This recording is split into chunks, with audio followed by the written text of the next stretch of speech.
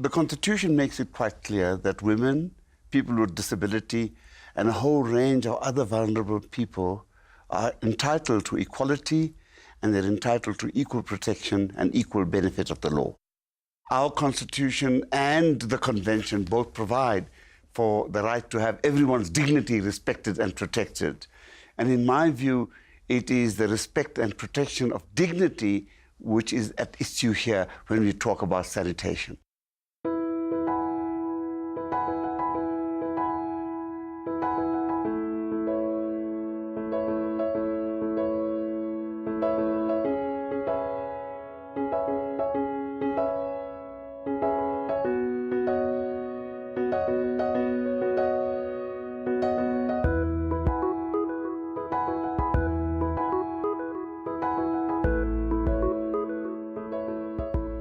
As the need for affordable, well-located housing continues to grow, informal settlements expand on the outskirts of cities and towns across South Africa.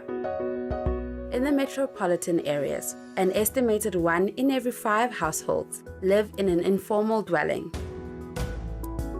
Government's emphasis on eradicating informal settlements meant that many municipalities provided water and sanitation services intended as temporary or emergency measures. But 60% of informal settlements in Gauteng have been there for 5 to 10 years. Across the country, communal taps are shared by up to 50 households per tap. Chemical latrines, sometimes shared by hundreds of households per latrine, typically line the settlement peripheries and road servitudes. Apart from water and sanitation, formal electricity, health services and emergency services are provided in only a few of the thousands of informal settlements that exist. The past 20 years have shown that the only way forward is by upgrading informal settlements. Slovo Park is an informal settlement in the south of Johannesburg. Slovo Park was formulated in 1990 by mostly people that were residing or working around the industrial site that is opposite us. Looking at it, you can see that it was well planned and structured in that it was made equivalent in design to what is on the opposite road, which is Eldorado Park, with streets and stand sites. In a view that if it's well planned, then development would quickly come, or some sort of recognition around what needs to happen for services and the total development. Up until 23 years later, government wanted now to relocate people by force to about 11 kilometers away. We then saw a need, because all these years there have been engagement around issues of services to the community. We then see a need for us to try and challenge the relocation legally. Hence, we brought in SERI to come and assist. It took us years. As we stand today, after 2 years of the judgment that was given by the High Court in Gauteng, for us to have development for the people where they are and in situ upgrading. 2 years down the line, we have electricity after the judgment, of which it was also not easy in implementing the actual judgment. Then in situ upgrading policy that has never been implemented in South Africa. We used to have the taps in the streets. And then we've decided that let us take those pipes inside into our yards, because it was difficult for us to, every time you have to go to a street to fetch water. So then we came with a plan that let us at least take these pipes and put them inside into our yards. My name is Lydia Linyata. I'm 34 years old. I was born in Kwakwa. I've been living here in Slovo Park for the past 20 years. And I have 3 kids. My firstborn is 12 years, and the thirdborn is 5 years old. My name is Mangele. I'm living in Slovo Park. My mother came here in 1996 and I completed my matric at 2001 when I came here to live with my mother. My name is Constance Burling. I'm Amu's mother, but I'm single parent of 2. The other one is my son is attending school at a normal school. I'm not working. I'm staying in Slovo for more than 10 years. My mother discovered when I was about 5 years old that I'm living with a disability. They told her that I was disabled with a cerebral palsy. Sometimes when I walk, I lose my balance. Like when I take a step, if there's a stone or something, I fall easily. I'm short-structured and the thing on my back that I have. So that's why they say I'm hyperscoliosis. I went into hospital and then they discovered that I had another problem, which was my lungs. Mostly I use my oxygen mask at night because that's where I experience the breathing problems.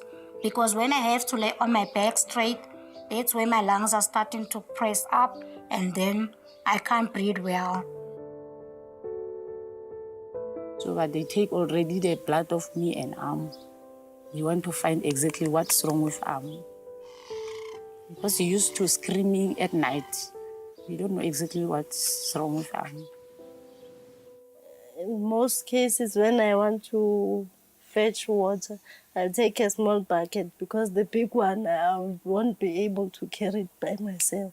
So I'll take the small one and went to the tap and take that 5-liter water and come back. But if my daughter is around, she's the one who's fetching water every day. Disabled people that we've spoken to have spoken about the difficulties with accessing toilets. So the roads between toilets and along servitudes are difficult for wheelchairs to cross. And so people report stories of having to crawl across roads to get to latrines, which are inaccessible, which are too small to allow for a wheelchair, with a seat that is at the wrong height, with no handrail, with no space for a caretaker to help them use the latrine. And so they're made exceptionally vulnerable in the use of these latrines. These chemicals also do result in all sorts of urinary tract infections, etc., particularly for people who may be immunocompromised or disabled. Someone such as myself, as a paraplegic, cannot access a bathroom of that size. Or if I even am able to, then I cannot close the door. So I've got absolutely no privacy at all. And I mean, privacy is a right that I have. Accessibility must be right in the sense that the blind person must be able to find things by feeling around. And because of that, the cleanliness of the facility is of absolute importance, because blind people have to find their way within the sanitation facility by feeling where the toilet pan is. Blind people have to make sure that the toilet pan is properly clean, and they need to clean it themselves if it's not properly clean. One of the issues is that at least 2/3 of toilets in informal settlements are shared facilities. One of the problems with shared latrines, obviously, is privacy.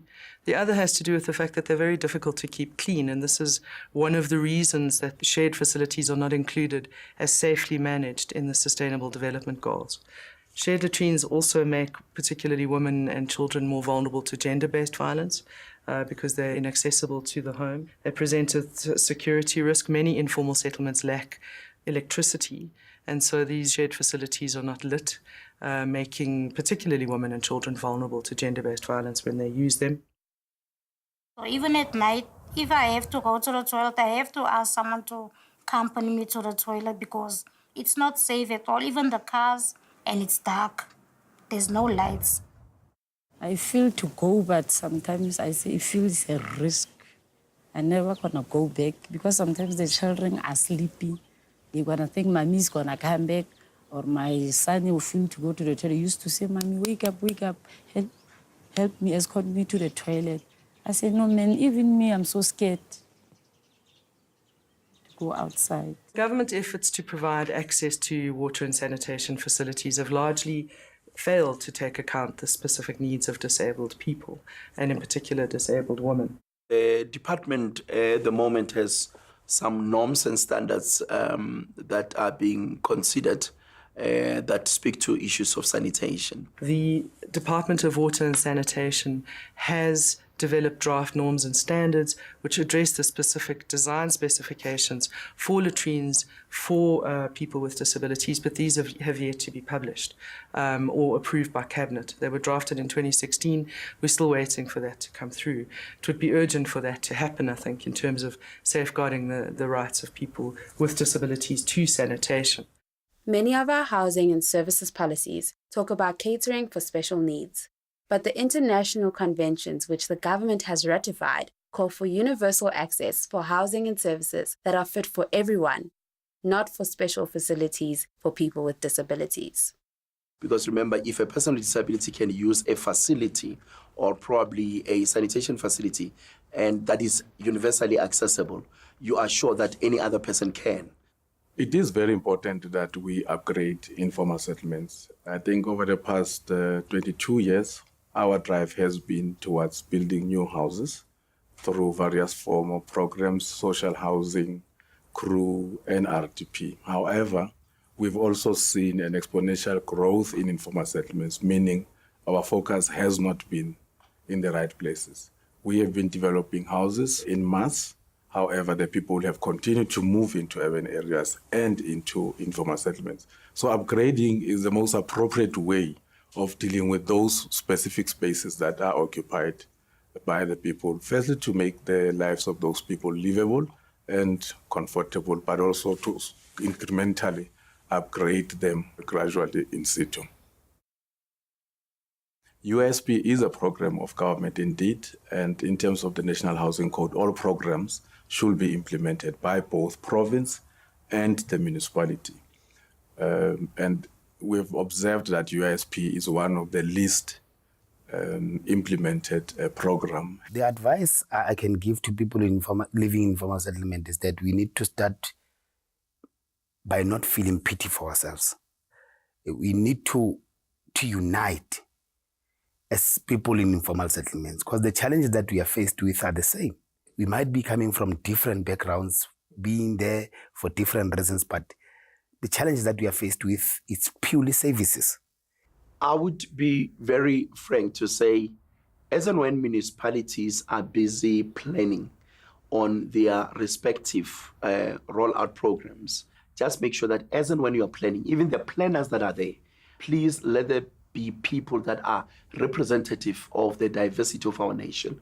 And that will always make us to be aware that we don't leave any member of our society behind. We see you need to create an environment where disabled people can feel normal and live a normal life. One thing that will change my life is if I see Slovo Park improving to upgrade more in flushing toilets, which is inside the house, which is more comfortable to use, and inside taps in the house also, and make life easier for us people with disabilities.